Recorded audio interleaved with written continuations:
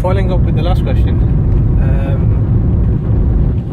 how, especially when you're traveling a lot, doing a lot of the commute work, even locally, when you're away from the house, how do you bring up your children? I know your wife's there. Yeah. But the father also plays a role in the education of upbringing of the children.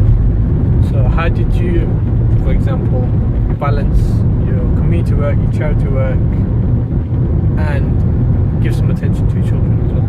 Okay. Thank you. Putting the camera in the studio properly. Thank you.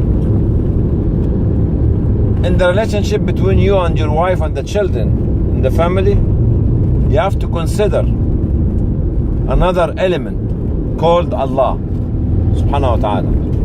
He is the one who will be between the three of you. He is the one who will be mending the relationship, protecting the house, because he looks at your heart, then he looks at your wife's heart, then he looks at those small children, and he helps by his own way, okay, to try to fill the gap of the absenteeism of the father from home. Okay, this is where you look at it. That's why you ask his help. While we mentioned in the previous question that this complete transparency between you and your wife, then by informing her and educating her every day, not only to educate her but to listen to her. Teaching without listening is not good enough. The same process has to go to your children. Okay, when you can involve them with you, if they have got a sports event happening in the locality, take them with you, encourage them to attend. Quiz competition, recitation, or other competition there, they can go with you. If it allows to take some of the children, if they're grown up, with you to one of the field visits to understand what's happening, you take them with you on your own cost. The same. So this process of education to your wife goes to the education to your children. When you call your wife, you ask for the children. Sonny, how are you? Daughter, how are you? And you tell them how it's difficult. Let them to live in the scene, inside the scene. Oh, I'm now on the mountain, 5,000 feet high. Very snowing, I cannot do this. There's no water, there's no food. Daddy, how can you survive? And you can encourage them to write stories about your trips, to try to reflect on what you're doing, so they get them engaged with you. So they will be looking at the bigger picture. If you let your children to keep looking at the bigger picture, they will never ask their mother for the little things.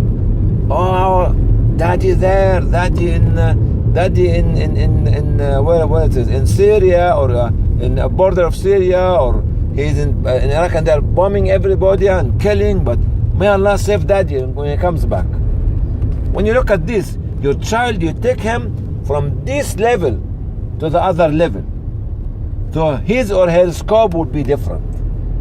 But if you keep the children detached from you, the wife detached from you, you will lose both of them. Okay.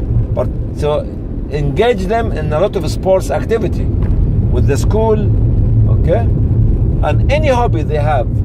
Encourage them to improve and to develop their hobbies, to become the master of what they want.